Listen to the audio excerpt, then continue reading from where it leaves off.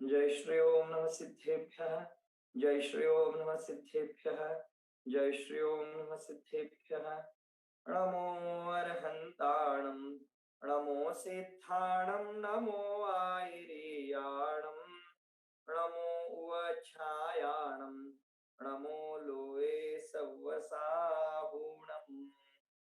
जीवमजीवं दौवं जिणवरवसहेण जेण निर्दिष्टं देविन्दविन्दवन्दम् वन्दे तं सौवदा शिरसा। जिस चैतन्य महाहिमगिरि से परिणति के घन टकराते हैं, शुद्ध अतीन्द्रिय आनंद रस की मूसल धारा बरसाते हैं। जो अपने आश्रित परिणति को रत्न त्रय की निधियां देता, वंदन उस चैतन्य राज को जो भव भव के दुख हर लेता। वंदन उस चैतन्य राज को जो भव भव के दुख हर लेता।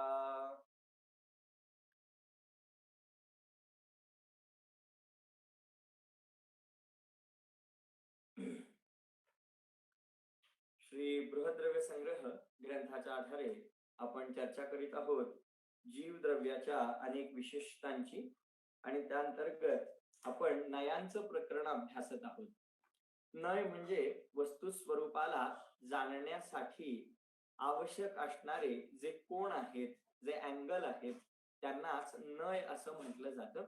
आणि हे सम्यक श्रोतज्ञानाचे अंशरूप असणारे हे नय म्हणजे वस्तू स्वरूपाला जसच्या तसं जाणण्यासाठी आवश्यक असणारे विविध ज्ञानाचे अंशच आहेत.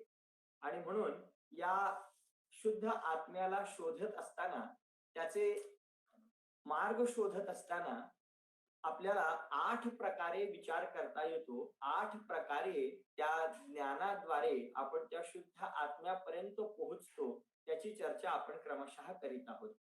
मागे थोडा व्यत्यय आला होता रेंजचा, तर आज आपण केवळ धावत्या स्वरूपामध्ये त्या मागील चर्चेचा पुनरावलोकन करून पुढे आज पूर्ण विषय पूर्ण करणार आहोत. म्हणजे हा नयांचा विषय आज पूर्ण करायचा मानस आहे. थोडस आपण धैर्याने आणि थोडस दत्त चित्त होऊन ऐकावं. चला सुरुवात करूया.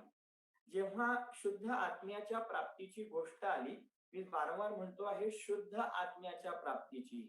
आत्मा तसा अशुद्ध स्वरूपामध्ये सर्वत्रच उपलब्ध आहे. अशुद्ध स्वरूपामध्ये म्हणजे संसारी रूपामध्ये, शरीर सहित अवस्थेमध्ये, दुःखांनी युक्त अवस्थेमध्ये सर्वत्रच उपलब्ध आहे.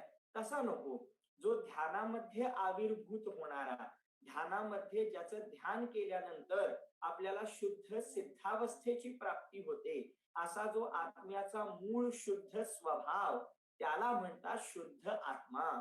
तर अशा शुद्ध आत्म्याच्या प्राप्तीचं प्रयोजन ठेवल्यानंतर, अशा शुद्ध चैतन्य स्वरूप आत्मतत्वाचे अन्वेषण करायचं ठरवल्यानंतर त्या आत्म्याला शोधत असताना पहिल्यांदा हा उपचरित असद्भूत व्यवहार नय नावाची एक ज्ञानशाखा आपल्या समोर आली. आपल्या समोर ज्ञानाचा एक अँगल आला, ज्याचं नाव उपचरित असद्भूत व्यवहार नय असं होतं, की ज्यानं सांगितलं, पहा, अगदी स्थूल दृष्टीने जर पाहिलं तर हे नगर, ग्राम, देश, कुटुंब, मित्र, परिवार, दागदागिने, गाडी, हे सर्व काही या जीवाचंच आहे. आणि यामध्ये तुम्हाला तुमचा शुद्ध आत्मा दिसतो का, पहा, असं पहिल्या नयानं सांगितलं, ज्याचं नाव होतं उपचरित असद्भूत व्यवहार नय, की ज्यानं शरीर सुद्धा न घेता शरीराच्याही बाहेर असलेल्या वस्तूंमध्ये आत्मा शोधण्याला सांगितलं. आणि सांगितलं की हे सर्व त्या आत्म्याचेच म्हटले जातात. आणि मग पहा, यांच्यामध्ये तुम्हाला हवा असणारा आत्मा मिळतो का? मग जेव्हा बारकाईने तपासून पाहिलं तेव्हा लक्षात आलं की हे सगळे शरीराच्या बाहेर असणारे हे सगळे पदार्थ, हा सगळा लवाजमा, हे सगळे संयोगी पदार्थ जरी माझे आत्म्याचे सांगितले जात असले तरी यांच्यामध्ये आत्म्याचे नामो निशाण नाही, याच्यामध्ये आत्म्याचं अस्तित्व सुद्धा नाही. कारण हे सगळे पदार्थ इतके दूरचे आहेत, इतके बाहेरचे आहेत की यांचा आणि आत्म्याचा केवळ बोलण्यापुरताच संबंध आहे. आत्म्याच्या असण्याचा आणि या पदार्थांच्या असण्याचा काहीच संबंध नाहीये. आत्मा असतो आणि हे पदार्थ नसतात, किंवा हे पदार्थ असतात आणि त्यावेळी तेथे आत्मा हजर नसतो. अशा प्रकारे दुरान्वये सुद्धा आत्म्याच्या अस्तित्वाचा आणि या पदार्थांचा संबंध नाही, आणि म्हणून हे सगळे पदार्थ म्हणजे आत्मा नाहीत. परंतु ते आत्म्याचे म्हटले जातात विशिष्ट प्रयोजनाने. त्याचं कारण उपचरित असद्भूत व्यवहार नयाने ते आत्म्याचे सांगितले जातात. मग जेव्हा हा उपचरित असद्भूत व्यवहार नय शुद्ध आत्म्याची प्राप्ती करविताना असमर्थ ठरला, त्याच्यामध्ये त्याच्या विषयामध्ये त्याने सांगितलेल्या वस्तूंमध्ये जेव्हा आम्हाला आत्मतत्व सापडलं नाही, तेव्हा आम्ही आणखी निकट आलो आणि अनुपचरित असद्भूत व्यवहार नयाला विचारलं की आत्मा कुठे आहे. तर त्यानं तो म्हणाला की शरीर आणि आत्मा हे एक आहेत. शरीर म्हणजेच आत्मा, दुसरा कुणी आत्मा नाही आहे. तर शरीर आणि आत्म्याची ही जी एकरूप अवस्था आहे त्याचं नाव आत्मा आहे. तुम्ही पहा की हे शरीर म्हणजे आत्मा आहे का. अनुपचरित असद्भूत व्यवहार नयाने सांगितलं की शरीर म्हणजे आत्मा असं आहे. मग जेव्हा आपण हे तपासून पाहायला गेलो तेव्हा लक्षात आलं की बाहेरचे जसे संयोगी पदार्थ आहेत, थोडं फार का होईना हे शरीर सुद्धा संयोगीच आहे. फरक इतकाच आहे की ते पदार्थ बाहेरचे आत्म्याचे प्रदेश सोडून बाहेर आहेत, आणि हे शरीर जितका आत्म्याचा आकार आणि जितके आत्म्याचे प्रदेश आहेत तेवढ्याच प्रदेशांमध्ये हे शरीर देखील आहे. परंतु आहे तर संयोगी पदार्थच. चैतन्यरूप आत्मा आहे, ज्ञान दर्शनाने युक्त आहे, आणि हे शरीर स्पर्श रस गंध वर्णाने बनलेलं पुद्गल आहे. शरीराने आत्म्याला एक म्हणावं, खरोखर म्हणावं, यालाच आत्मा म्हणावा, तर वास्तवामध्ये या शरीरावर आत्म्याची सत्ता चालत नाही. या शरीराचं हलनचलन, या शरीराचे सर्व व्यापार हे केवळ आत्म्याच्या मर्जीने चालतात असं घडत नाही. शरीर आपल्या क्रमाक्रमाने वृद्धीला प्राप्त होतं, क्षरणाला प्राप्त होतं, विविध क्षयाला प्राप्त होतं. तेथे आत्म्याच्या इच्छेचा विचार होत नाही, आत्म्याचं कर्तृत्व चालत नाही. इत्यादी इत्यादी इत्यादी सर्व गोष्टींचा जेव्हा बारकाईने विचार केला तेव्हा लक्षात आलं की अनुपचरित असद्भूत व्यवहार नयाने शरीर म्हणजे आत्मा जे सांगितलं होतं ते सुद्धा काही सत्य नाही. तेथे सुद्धा आम्हाला शुद्ध आत्मा भेटला नाही. हा, मग तरी सुद्धा शरीर आणि आत्मा एक आहेत असं जे अनुपचरित असद्भूत व्यवहार नयाने सांगितलं त्याची देखील एक विवक्षा आहे, त्याची सुद्धा एक उपयोगिता आहे, पण ठराविक लेव्हल पर्यंत. वास्तवामध्ये शुद्ध आत्मा हा त्या शरीरासोबत किंवा त्या शरीरामध्ये आम्हाला सापडला नाही. शरीराचा आणि त्या शुद्ध आत्म्याच्या अस्तित्वाचा संबंध दिसला नाही. म्हणजे शरीर आणि आत्मा एक आहेत असा सांगणारा अनुपचरित असद्भूत व्यवहारने सुद्धा आम्हाला शुद्ध आत्म्याची प्राप्ती करू शकला नाही, कारण तो शरीर आणि आत्मा एक आहेत इथपर्यंतच मर्यादित आहे. मग जेव्हा हा नय सुद्धा आम्हाला शुद्ध आत्मा प्राप्त करून देऊ शकला नाही, तेव्हा आम्ही आणखी अंतरंगामध्ये वळालो, आणखी दृष्टी आमची सूक्ष्म केली. तेव्हा लक्षात आलं की या शरीरापेक्षा सूक्ष्म आहेत ते म्हणजे माझे मोह राग द्वेषाचे कषाय परिणाम, माझ्यामध्ये उत्पन्न होणारे विकारी भाव. मला राग येतो, मला गर्व चढतो, माझ्यामध्ये छलकपटाचे भाव येतात, मला हाव सुटते, माझ्यामध्ये स्त्रीवेद, पुरुषवेद, नपुंसक वेदाचे, मैथुनाचे भाव निर्माण होतात. तर हे जे सगळे भाव भावना आहेत ते शरीरापेक्षाही सूक्ष्म आहेत, कारण हे शरीर स्थूल आहे, हे दिसतं तरी, परंतु या भाव भावना अशा प्रकट रीतीनं दिसत सुद्धा नाही, त्यांना अनुभवावं लागतं. त्या अंतरंगामध्ये खोलवर मनाद्वारे अनुभवण्यात येतात. मग निदान त्या म्हणजे तरी आत्मा आहे का? आणि त्याच्यासोबत आणखी एक गोष्ट सूक्ष्म रीतीने लक्षात आली, की माझ्यामध्ये असणारे हे जे ज्ञान आहे, हे जे मी ऐकतो आहे, हे जे मी पाहतो आहे, मला विविध गोष्टी समजतात, मला कळतात. मग हे जे माझं प्रकट असणारं ज्ञान आहे, हे ज्ञान म्हणजे आत्मा आहे का हो? तर अशा प्रकारे दोन गोष्टी आम्हाला समोर आल्या, शरीरापेक्षा सूक्ष्म असणाऱ्या. हे जाणून घेणं खूप महत्वाचं आहे. आता जी चर्चा करतो आहोत, ही नयांची चर्चा अतिशय पायाभूत आहे आणि मूलभूत आहे. मी थोडस विषयांतर करतो आणि या विषयाचं महत्व एवढ्यासाठी सांगतो, सर्व धर्मग्रंथ हे नयांच्या भाषेमध्ये लिहिले गेलेले आहेत. इतकंच काय, आज मी तुम्हाला काहीतरी चार गोष्टी सांगू शकतो आहे. आज मी वक्त्याच्या भूमिकेत आहे, आपण सर्वजण श्रोते आहात, ऐकत आहात.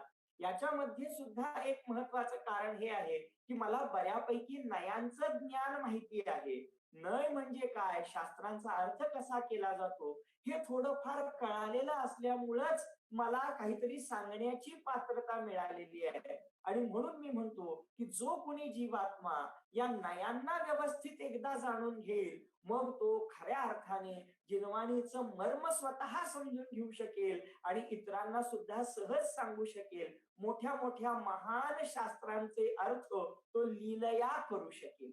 आणि म्हणून म्हणतो, की तुम्ही मी सर्वांनी या नयांना एकदा व्यवस्थित समजावून घेतलं पाहिजे.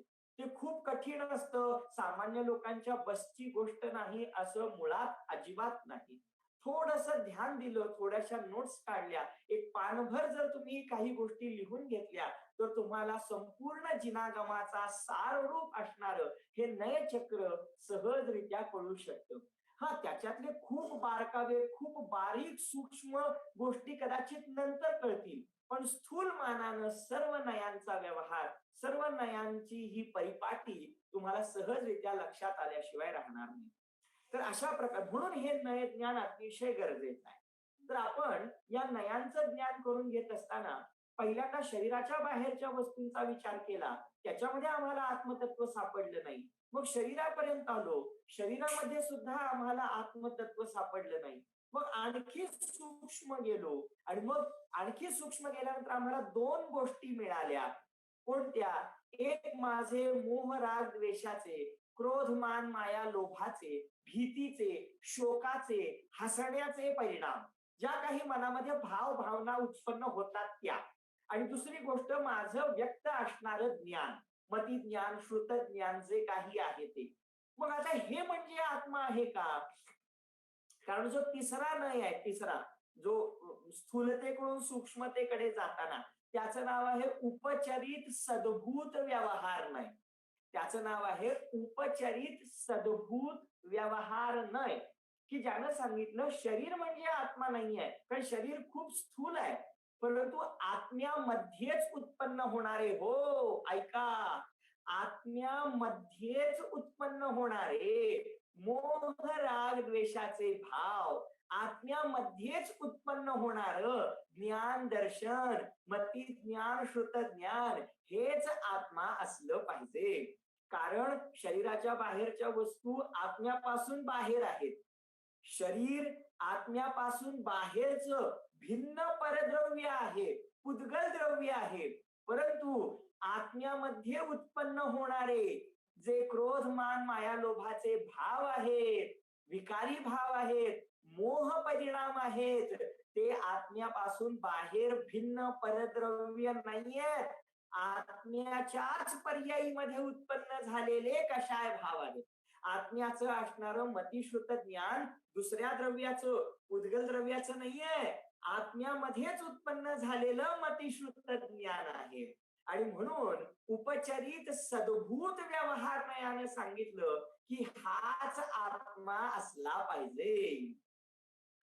मग आपण विचार केला, की खरोखर आपल्याला हवा आहे तो हाच आत्मा आहे का? हे मतिश्रुत ज्ञान म्हणजेच मी आहे का? हे क्रोधमान माया लोभाचे परिणाम हे माझ्यातच उत्पन्न होतात, खरं आहे. हे काही शरीरात उत्पन्न होत नाहीत, भिंतीत उत्पन्न होत नाहीत, बाहेरच्या गाडीमध्ये उत्पन्न होत नाहीत, माझ्याच अंतरंगात उत्पन्न होतात. मतिश्रुत ज्ञान दुसऱ्याचं नाही आहे, माझंच आहे. मग काय हे मतिश्रुत ज्ञानाचे भाव, मग काय हे मोह राग द्वेषाचे भाव म्हणजेच मी आहे, आत्मतत्व आहे. तेव्हा उत्तर आलं की नाही, हा सुद्धा शुद्ध आत्मा असणार नाही. का असणार नाही? कारण मोह राग द्वेषाचे भाव अशुद्ध आहेत. मोह राग द्वेषाचे भाव कलंक आहेत, मलिनता आहेत, मलिन रूप आहेत. ते काही आत्म्याचे असू शकत नाही. कर्माच्या उदयाद्वारे उत्पन्न झालेले आहेत. होतात उत्पन्न आत्म्यामध्येच, परंतु कर्मांच्या उदयाने होतात. मलिनतेनं युक्त आहेत, आत्म्यालाच दुःख देणारे आहेत. मग ते आत्मा शुद्ध आत्मा कसे असणार? ते आत्मा असू शकत नाहीत. कारण का माहितीये, मला जर कोणी चिडवलं ना, मला जर कोणी बुरं भलं काहीतरी बोललं ना, नावं ठेवलं ना, तर मी म्हणतो आता शांत राहा हं, मला राग यायला लागलाय. काय म्हणतो? मला राग येतो आहे. बोला, मला राग येतो आहे. याचा अर्थ आत्ता नाहीये, थोड्या वेळापूर्वी नव्हता, आत्ता येत आहे. आणि जो येतो तो निघून सुद्धा जातो. काय सांगितलं? जो येतो तो निघून सुद्धा जातो. म्हणजे हा राग येणारा आणि जाणारा आहे. हा राग पहिल्यांदा नसतो, मग काहीतरी घटना घडली की येतो, मग थोडा वेळ राहतो आणि मग त्याचा काळ संपला की निघून जातो. पुन्हा आपण शांत होतो. म्हणजे सगळे विकारी भाव हे येणारे आहेत आणि निघून जाणारे आहेत. परंतु मी, ज्याला हे भाव येतात आणि जातात, तो येणारा आणि जाणारा नाहीये. तो पूर्वीपासून आहे, आताही आहे आणि नंतर सुद्धा असणारच आहे. काय किती सुंदर तत्वज्ञान आहे की हे जे मोह राग द्वेषाचे भाव आहेत, हे जे क्रोध मान माया लोभाचे भाव आहेत, हा जो हसण्याचा भाव आहे, हा पूर्वी नव्हता, आता येतो आहे, काही काळानंतर नक्की निघून जाणारा आहे. म्हणजे हे सगळे विकारी भाव म्हणजे मी नाही. तात्पुरते माझ्यामध्ये उत्पन्न होत असतील, परंतु मी नाही. कारण मी अगोदर सुद्धा होतो, आता सुद्धा आहे, नंतर सुद्धा असणारच आहे. आणि जे माझं ज्ञान आहे, मतिज्ञान, श्रुतज्ञान, ते सुद्धा कमी जास्ती होत राहतो हो. लहान होतो त्यावेळी कमी होतं, आता वाढलं आहे, मला बरंच कळायला लागलेलं आहे. आणखी म्हातारा झाल्यानंतर कदाचित वाढेल, कदाचित कमी सुद्धा होईल, कदाचित स्मरण कमी होईल, काही सांगता येत नाही. मग हे मतिश्रुत ज्ञान जे आहे की ते भरती ओहोटी प्रमाण आहे, कमी जास्ती होणार आहे. मी कमी जास्ती होणारा नाही, मी जसाच्या तसा राहणारा, पहिल्यापासून शेवटपर्यंत मी आत्मस्वरूप आहे. आणि मतिज्ञान श्रुतज्ञान तर आत्म्याचे अंश आहेत आणि मी अंशी आहे. मी तर या सर्व अंशांनी युक्त असा परिपूर्ण तत्व आहे. आणि म्हणून तिसरी पायरी, जे सूक्ष्म आम्हाला दोन गोष्टी सापडल्या होत्या, मतिश्रुत ज्ञान आणि क्रोध मान माया लोभाचे विकारी भाव, हे सुद्धा आत्मा नाहीत. म्हणजे तिसऱ्या नयानं सांगितलेले उपचरित उपचरित सद्भूत व्यवहार नय, जो सांगतो मतिश्रुत ज्ञान म्हणजे आत्मा किंवा क्रोध मान माया लोभाचे विकारी परिणाम म्हणजे आत्मा, हे एका अपेक्षेनं ठीक आहे. ती कोणती अपेक्षा ते इथे सांगायला आता वेळ नाही, परंतु हे समजावून घ्यायचं की उपचरित सद्भूत व्यवहार नय नावाचा एक नय आहे आणि त्यानं तो सांगतो की आत्म्यामध्ये हे मतिश्रुत ज्ञान आहे, आत्म्यामध्ये क्रोध मान माया लोभाचे भाव आहेत. परंतु हे जरी एका अपेक्षेनं सत्य असलं तरी शुद्ध आत्मा म्हणजे मोहराग द्वेषाचे भाव नाहीत. शुद्ध आत्मा म्हणजे मतिश्रुत ज्ञान नाही. ठीक आहे. तर अशा प्रकारे तीन नय आपण पाहिले. शरीराच्या बाहेरच्या वस्तूंना आत्मरूप सांगणारा उपचरित असद्भूत व्यवहार नाही, शरीराला आणि आत्म्याला सांगणारा अनुपचरित असद्भूत व्यवहार नाही, आणि आत्म्यामध्ये उत्पन्न होणाऱ्या मोहराग द्वेषाच्या भावांना आणि मतिश्रुत ज्ञानाला आत्मरूप सांगणारा, आत्म्याचे सांगणारा उपचरित सद्भूत व्यवहार नाही. मग जेव्हा आम्हाला इथे सुद्धा शुद्ध आत्मा मिळाला नाही, तेव्हा आम्ही दृष्टी आणखी सूक्ष्म केली, आणखी अंतरंगाच्या निकट आलो. त्यावेळी आम्हाला पुन्हा दोन गोष्टी सापडल्या. पुन्हा दोन गोष्टी सापडल्या. कोणत्या? तर मोह राग द्वेष भावांचा अभाव केल्यानंतर, मोह राग द्वेष भावांचा पूर्णरित्या नाश केल्यानंतर आमच्या आत्म्यामध्ये जी पूर्ण शुद्धता प्रकट झाली, आत्म्यामध्ये जे पूर्ण शुद्ध परिणमन झालं, आत्म्याची पूर्ण विकसित अवस्था झाली. कोणती? केवळ ज्ञान, केवळ दर्शन, अनंत सुख, अनंत शक्ती, अनंत वीर्य. बोला, ह्या सगळ्या आत्म्याच्या पूर्ण शुद्ध अवस्था आहेत की ज्या त्या क्रोध मान माया लोभाच्या विकारी परिणामांच्या बरोबर उलट आहेत. ते सगळे विकारी भाव होते, संसार रूप दशा होते, आणि आता त्यांचा अभाव झाल्यानंतर जे प्रकट झाले अनंत दर्शन, अनंत ज्ञान, अनंत सुख, जे की सिद्धांना प्रकट असतो, ती सगळी संपूर्ण शुद्ध अवस्था ती एक आम्हाला सापडली. आणि दुसरी गोष्ट, आत्म्यामध्ये असणारे ज्ञान, दर्शन, चारित्र्य, अस्तित्व, वस्तुत्व असे अनंत गुण, असे अनंत गुण. मग आता या दोन गोष्टींमध्ये आपल्याला शुद्ध आत्मा आहे काय पाहूया.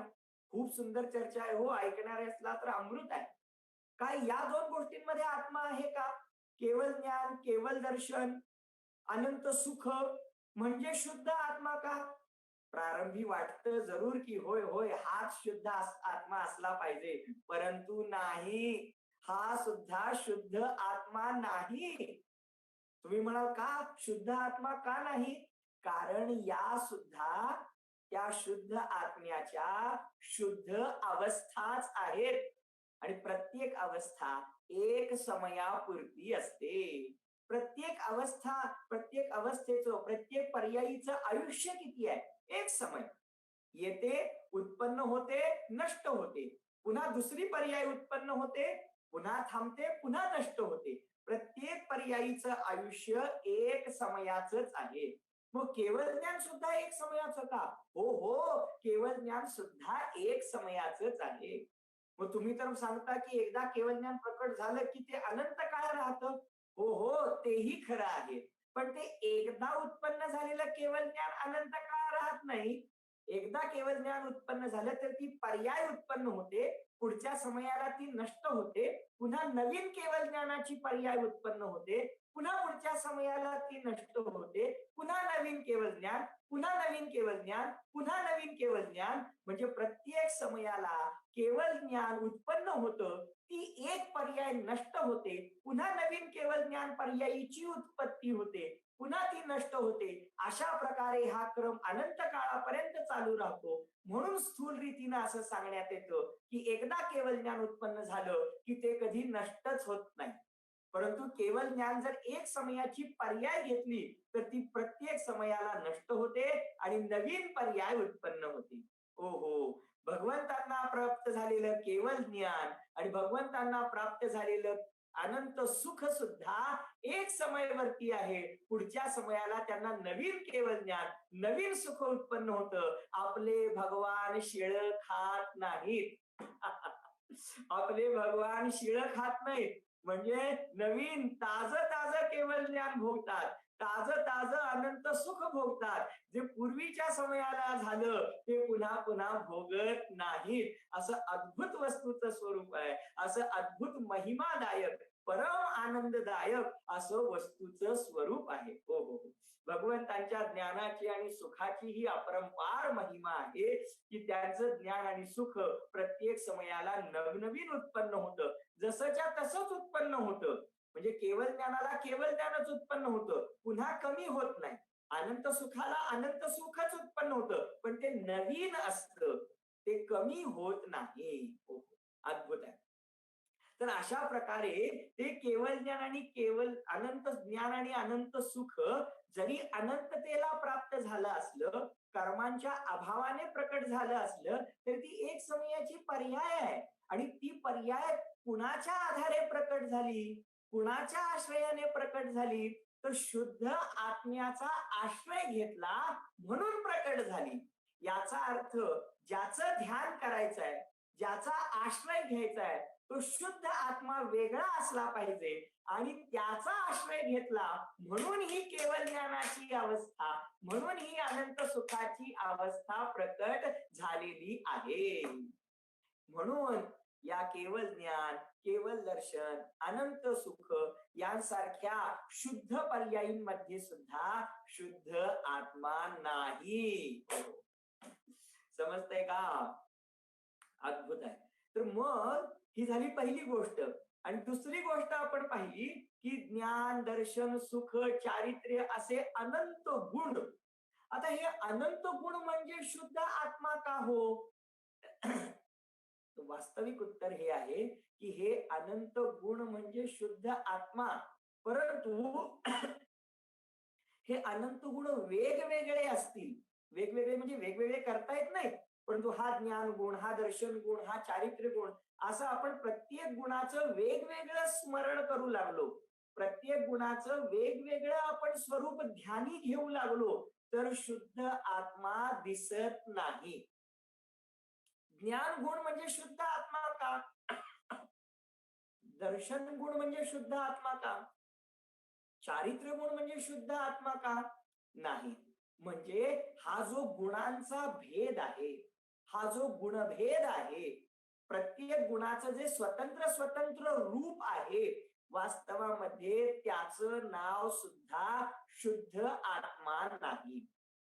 म्हणजे अनुपचरित सद्भूत व्यवहार नयाने, ऐका हो, चौथा नय सूक्ष्मतेकडे जाताना, अनुपचरित सद्भूत व्यवहार नयाने ज्या दोन गोष्टी सांगितल्या होत्या, कोणत्या? की विकारांचा पूर्ण नाश झाल्यानंतर जे प्रकट होतात, अनंत ज्ञान, अनंत दर्शन, अनंत सुख, आत्म्याची जी परिपूर्ण शुद्धावस्था, तो म्हणजे आत्मा. तर ते सुद्धा योग्य नाही. एका अपेक्षेनं म्हटलं गेलं असेल, परंतु वास्तवामध्ये आत्म्यामध्ये हे केवळ ज्ञान, केवळ दर्शन, अनंत सुख जरी उत्पन्न झाले, जरी आत्म्याचे असले, तरी सुद्धा शुद्ध आत्मा म्हणजे ते नाहीत. आणि आत्म्यामध्ये जरी ज्ञान, दर्शन, चारित्र्य असे अनंत गुण असले, तरी त्या एकेका गुणाचं नाव म्हणजे शुद्ध आत्मा नाही. काय कारण आहे याचं? सांगू काय कारण आहे? जर तुम्ही ज्ञान गुणाला शुद्ध आत्मा म्हटला, दर्शन गुणाला शुद्ध आत्मा म्हटला, चारित्र्य गुणाला शुद्ध आत्मा म्हटला, अस्तित्व गुणाला शुद्ध आत्मा म्हटला, तर एका आत्म्यात शुद्ध आत्मे किती झाले? समज में आया? काय म्हटलं? जर एकेका गुणाला जर शुद्ध आत्मा म्हणायचं ठरवलं, तर आत्म्यामध्ये असे अनंत गुण आहेत. मग एका आत्म्यात अनंत शुद्ध आत्मे होतील असं नाहीये. आणि त्यामुळे अनुपचरित सद्भूत व्यवहार नयाने ज्या दोन गोष्टी सांगितल्या, की पहा याला आत्मा म्हणता येईल का? कारण आत्म्यामध्ये ह्या दोन गोष्टी आहेत. अनुपचरित सद्भूत व्यवहार नय सांगतो, आत्म्यामध्ये केवळ ज्ञान, केवळ दर्शन, अनंत सुख, अनंत वीर्य अशा अनंत शुद्धावस्था आहेत. त्या आत्मा आहेत का बघा, तुम्हाला पाहिजे असणारा आत्मा त्यात दिसतोय का पहा. अनुपचरित सद्भूत व्यवहार यानं सांगितलं की आत्म्यामध्ये ज्ञान, दर्शन, चारित्र्य, अस्तित्व असे अनंत गुण पडून आहेत, त्यांच्यामध्ये तुम्हाला हवा असणारा शुद्ध आत्मा आहे का पहा. मग आम्ही पाहिलं तर त्या तो सांगत होता ते खरं होतं की आत्म्यामध्ये हे सगळं आहे म्हणून, परंतु त्यामध्ये आम्हाला शुद्ध आत्मा दिसला नाही. कारण ज्या शुद्ध अवस्था त्याने दाखवल्या त्या एक समयवरती होत्या आणि त्या शुद्ध आत्म्याचा आश्रय घेतल्यानंतर प्रकट झालेल्या कार्यस्वरूप होत्या. आम्हाला तर त्या कार्याचं कारण रूप असणारा, बीज रूप असणारा, स्रोत असणारा शुद्ध आत्मा पाहिजे होता. आणि म्हणून आम्हाला त्या पर्यायींमध्ये सुद्धा शुद्ध आत्मा मिळाला नाही. आणि त्यांनी अनंत गुण दाखवले. मग त्या अनंत गुणाला जेव्हा आम्ही एक एक एक करून बघायला गेलो, त्यावेळी तो एक एक गुण दिसला आम्हाला. त्या अनंत गुणांचा एक पिंड रूप आत्मा आम्हाला त्या एक एक गुणामध्ये दिसलाच नाही. आणि म्हणून अनुपचरित सद्भूत व्यवहार नयाने सुद्धा आम्हाला शुद्ध आत्म्याचं दर्शन झालं नाही. अशा प्रकारे 4 व्यवहार नय आपण आता पाहिले की ज्याच्यामध्ये 2 असद्भूत होते आणि 2 सद्भूत होते. ज्याच्यामध्ये 2 उपचरित होते आणि ज्याच्यामध्ये 2 अनुपचरित होते. आणि या सर्वांच्या मध्ये आम्ही शुद्ध आत्मा शोधायचा प्रयत्न केला, परंतु त्यांच्यामध्ये आम्हाला शुद्ध आत्मा दिसला नाही. आता या प्रत्येकाचं नाव जे आहे, सगळ्या लोकांना, ऐकणाऱ्या श्रोतांना एकच तकलीफ असते, एकच अडचण असते, या नयांची नावं काही आम्हाला लक्षात राहत नाहीत बुवा. मग ही नावं लक्षात राहत नाहीत कारण त्या नावाचं जे रहस्य आहे, आचार्यांनी त्याचं नाव तसं का ठेवलं हे आपल्याला माहिती होत नाही बघा. तर ते नाव का ठेवलं हे एकदा समजून आलं तर त्यांची नावं लक्षात ठेवणं सुद्धा अतिशय सोपं होतं. नय नय का म्हटलेलं आहे कारण खूप याचा विस्तार होईल की प्रत्येक या नावापाठीमागचं रहस्य काय आहे. आपण तो विषय सध्या गौण करूया, आपण पुढचे 4 नय शिकूया आणि पुन्हा कधी वेळ मिळाला तर आपण प्रत्येकाचं नाव असं का ठेवलं त्याची चर्चा करूया. आज मुख्य गोष्ट ही आहे की प्रत्येक नयाचा विषय काय आहे आणि त्या विषयामध्ये आम्हाला आत्मा दिसतो की नाही. तर आपण 4 नय बघितले आणि 4 नयांचे माझ्या मते आपण 6 विषय बघितले. 6 4 नयांच्या द्वारे 6 विषय बघितले. कसं काय सांगू? पहिला उपचरित असद्भूत व्यवहार नाही होता, त्याने शरीरापेक्षा बाहेरच्या वस्तू दाखवल्या, तो एक विषय झाला. दुसरा अनुपचरित असद्भूत व्यवहार नाही होता, त्याने शरीररूप आत्मा सांगितला, शरीर आणि आत्मा एक आहेत असा दुसरा विषय सांगितला. त्यानंतर आलेल्या उपचरित सद्भूत व्यवहार नयाने 2 विषय सांगितले. कोणते? मतिश्रुत ज्ञान रूप अल्प विकसित पर्यायी, अल्प विकसित आंशिक प्रकट पर्यायी आणि मोह राग द्वेषाचे विकारी परिणाम, असे पहिले 2 विषय आणि आत्ताचे 2 विषय, 4 विषय झाले. आणि नंतर आलेला शेवटी अनुपचरित सद्भूत व्यवहार नयाने पण 2 विषय दिले. ते केवळ ज्ञान, केवळ दर्शन, अनंत सुखाच्या पूर्ण शुद्ध पर्यायी 5वा विषय आणि शेवटचा त्याने सांगितलेला अनंत गुण ज्ञान दर्शन चारित्र्य असे तो 6वा. अशा प्रकारे एकूण 4 व्यवहार नयांचे 6 विषय आपल्या लक्षात आले. 6ही आपण तपासून बघितले. काही आत्म्याशी संबंधित अजिबात नव्हते, परद्रव्य होते. काही आत्म्याशी संबंधित होते, आत्म्याच्या पर्यायी मधले होते, परंतु शुद्ध आत्मा नव्हते. आत्म्याच्या पर्यायी मधले सुद्धा काही शुद्ध होते आणि काही अशुद्ध होते. काही तर आत्म्याच्या गुणांरूपच विषय होते, पण तरी सुद्धा ते काही शुद्ध आत्मा म्हणता येतील, ज्याचं ध्यान करता येईल, आमच्या कर्मांना काटून संवर निर्जरा होईल, एवढी काही शक्ती त्या विषयांमध्ये आम्हाला सापडली नाही. तर अशा प्रकारे हे 4 व्यवहार नयाचे विषय आपण पाहिले की ज्यांच्यामध्ये आपल्याला शुद्ध आत्मा सापडलेला नाही. तर आपण आता निश्चय नयांकडे आपला मोर्चा वळवूया. 4 प्रकारचे निश्चय नय आहेत. त्यातला पहिला निश्चय नय आहे, निश्चय नयातला पहिला. तो आणखी दृष्टी सूक्ष्म केली आम्ही आणि मग क्रोध, मान, माया, लोभाचे विकार, ऐका हा, आता खूप काळजीपूर्वक ऐकण्याची वेळ आली आहे. खूप हा मुद्दा अतिशय महत्वाचा आहे. आत्म्यामध्ये मोह राग द्वेषाचे विकारी भाव आहेत हे आम्हाला सांगितलं होतं कुणी? उपचरित सद्भूत व्यवहार नयानी, 3ऱ्या नयानी, की आत्म्यामध्ये मोह राग द्वेषाचे विकारी भाव असतात आणि ते आत्मा आहेत का पहा. मग आम्ही म्हटलं नाही ते अशुद्ध आहे. जेव्हा निश्चय नयाकडे वळालो तेव्हा पहिला निश्चय नय आला अशुद्ध निश्चय नय. नाव आहे अशुद्ध निश्चय नय. आणि त्यानं सांगितलं आत्मा क्रोधी असतो, आत्मा मानी असतो, आत्मा कपटी असतो, आत्मा लोभी असतो. तुम्ही म्हणाल कसं काय सांगता, असं कधी असतं का? आत्मा तर शुद्ध असतो. नाही नाही, आत्मा असा पण असतो. कसा? नारकी जीवांचा आत्मा असतो ना, भयंकर क्रोधी असतो. आणि हे मध्य लोकातले सगळे मनुष्य आहेत ना, महामानी आहेत. जरा यांना उलट सुलट बोलून बघा, पत्रिकेमध्ये यांचं नाव छापताना चुकून काहीतरी वेगळं छापून बघा, लगेच कळतं हे किती मानी आहेत ते. स्वर्गातले जे देव आहेत ना, ते भयंकर लोभी आहेत. म्हणजे देवगतीतले सगळे आत्मे लोभी आहेत, त्यांना प्रचंड लोभ असतो. मग इथं अशुद्ध निश्चय नयानं काय सांगितलं? लोभी आत्मा, क्रोधी आत्मा, समजलं का? मानी आत्मा, मग तो म्हणाला की अशी आत्मा आणि क्रोध यांची एक रूप अवस्था, त्याच्यामध्ये तुम्हाला आत्मा सापडतो का पहा. काही श्रोत्यांना अजून कळालं नाही व्यवस्थित काय म्हणायचंय ते. आत्म्यामध्ये क्रोध आहे हे वेगळं विधान आहे आणि आत्माच क्रोधी आहे हे विधान वेगळं आहे. समज में आया. काय म्हटलं, आत्म्यात लोभ आहे, जीवामध्ये लोभ कशाय आहे हे गोष्ट वेगळी आणि लोभी आत्मा असं म्हणणं गोष्ट वेगळी. बघा, मला राग आला किंवा त्याला कधी नाही तो राग आला बघा, असं आपण म्हणतो. तो व्यक्ती ना त्याला कधी राग येत नाही आणि तो कसं काय राग आला काय माहिती, पण त्यावेळी त्याला कंट्रोल झाला नाही आणि त्याला भयंकर संताप आला.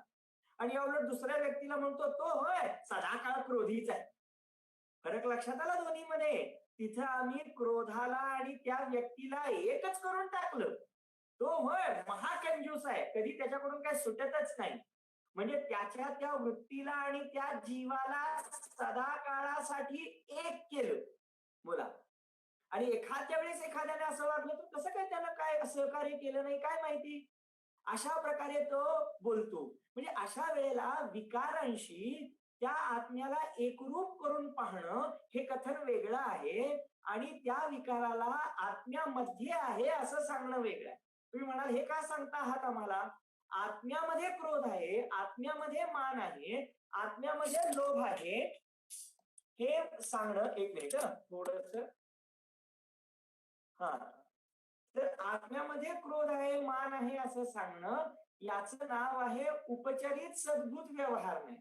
आणि आत्मा क्रोधी आहे, मानी आहे, लोभी आहे असं सांगणं अशुद्ध निश्चय नयाचं कथन. वा, आचार्यांची दृष्टी किती सूक्ष्म आहे. तुम्ही म्हणाल हे नय करायची गरज काय होती, कारण जेव्हा आत्म्यात क्रोध आहे म्हटलं तेव्हा आत्मा वेगळा आहे आणि त्याच्यात क्रोध आहे असा भेद केला. आणि जेव्हा म्हटलं क्रोधी आत्मा, तेव्हा क्रोध आणि आत्मा यांना एक करून कथन केलं, एकमेक करून कथन केलं. निश्चय नय क्रोध आणि आत्म्याला एक करून कथन करतो म्हणून त्याला अशुद्ध निश्चय नय म्हणतात. आणि उपचरित सद्भूत व्यवहार न आत्म्यात क्रोध आहे असं म्हणताना आत्मा आणि क्रोध यांना वेगवेगळं करून सांगतो आणि वेगवेगळे असताना एक आहेत म्हणून सांगतो. म्हणजे आत्म्याचं आणि क्रोधाचं भेदरूप कथन करतो म्हणून त्याला उपचरित सद्भूत व्यवहार नयाचं कथन म्हणतात. शेवटी शेवटी काय सांगितलं ते समजलं नाही का. हरकत नाही नाही समजलं तरी, फक्त एवढं समजलं तरी पुरेसं आहे की उपचरित सद्भूत व्यवहार नयामध्ये आत्म्यात क्रोध आहे असं म्हटलं जातं, अशुद्ध निश्चय नयामध्ये क्रोधी आत्मा आहे असं म्हटलं जातं. बस एवढं कळलं तरी पुरेसं आहे. म्हणजे आत्म्याला आणि क्रोधाला एक करून कथन केलं जातो तो अशुद्ध निश्चय नाही. आणि आत्म्यात क्रोध आहे असं जरा त्यातल्या त्यात डिस्टन्स ठेवला जातो. सध्या डिस्टन्सिंगचा जमाना आहे ना, तर त्याला उपचरित सद्भूत व्यवहार नयाचं कथन म्हणतात. तर अशा प्रकारे हा निश्चय नयातला पहिला नय आला अशुद्ध निश्चय नय. की जन्म त्याला अशुद्ध का म्हटलं, कारण अशुद्ध पर्यायींना, क्रोध मान माया लोभाच्या विकारी पर्यायींना आत्मा म्हणून सांगितलं. ज्या पर्यायी आम्हाला नको आहेत, दुःखदायक आहेत, कलंक रूप आहेत, त्यांना आत्मरूप सांगितलं म्हणून कारण आहे त्याचं सुद्धा. मग म्हणून त्या नयाचं नाव आहे अशुद्ध निश्चय नय. आणि मग पहा त्याच्यामध्ये शुद्ध आत्मा मिळतो का. क्रोधी आत्मा, मानी आत्मा, कपटी आत्मा, लोभी आत्मा अशा आत्म्याचं ध्यान करायचं आहे का आपल्याला. अजिबात नाही, बिलकुल नाही. आणि म्हणून अशुद्ध निश्चय नयाद्वारे सुद्धा आम्हाला शुद्ध आत्मा भेटला नाही.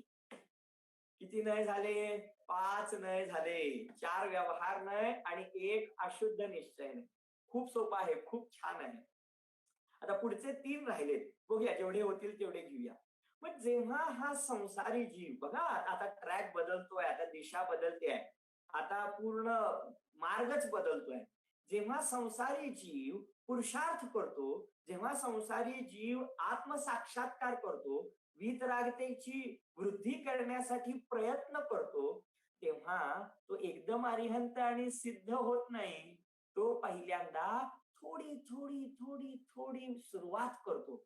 आणि सुरुवात केल्यानंतर कसं असतं, थोडी शुद्धता असते आणि बरीच अशुद्धता असते. कुठलंही काम जे मोठं काम आहे ते एका झटक्यात साध्य होत नाही. संसारी आत्मा काही एका क्षणात पुरुषार्थ केला आणि सिद्धात्मा झाला असं नाही होत. महावीरांच्या जीवाला सुद्धा पुरुषार्थी जीवाला सुद्धा 10 भव लागले होते. ते काय असं एका क्षणाचं काम नाहीये. म्हणजे जेव्हा हा अनादिकालीन प्रमादी संसारी जीव पहिल्यांदा पुरुषार्थ करतो, तेव्हा त्याच्यामध्ये थोडी शुद्धता प्रकट होते, थोडासा मोक्षमार्ग प्रकट होतो, तो जीव मोक्षमार्गी होतो, त्याच्यामध्ये आंशिक शुद्धता प्रकट होते, पण त्याच वेळेला तेवढी शक्ती प्रकट न झाल्यामुळे भरपूर अशुद्धता सुद्धा असते. हे पटतं का तुम्हाला? पटलंच पाहिजे, सत्यच आहे. काय सांगितलं की जो अणुव्रती गृहस्थ आहे, ज्यानं अणुव्रत घेतलेली आहे किंवा ज्यानं व्रतच घेतलेली नाहीत, असा अविरत सम्यक दृष्टी गृहस्थ आहे. मी तर म्हणतो मुनिराज सुद्धा, महाराज सुद्धा नो डाऊट मोक्ष मार्गी आहेत, परंतु अरिहंत झालेत का? सिद्ध झालेत का? नाही झाले. त्यामुळे त्या मुनिराजांना सुद्धा खूप पुरुषार्थी आहेत, त्यामुळे त्यांना खूप शुद्धता प्रकट झालेली आहे, पण थोडीशी अशुद्धता तर त्यांना सुद्धा आहेच.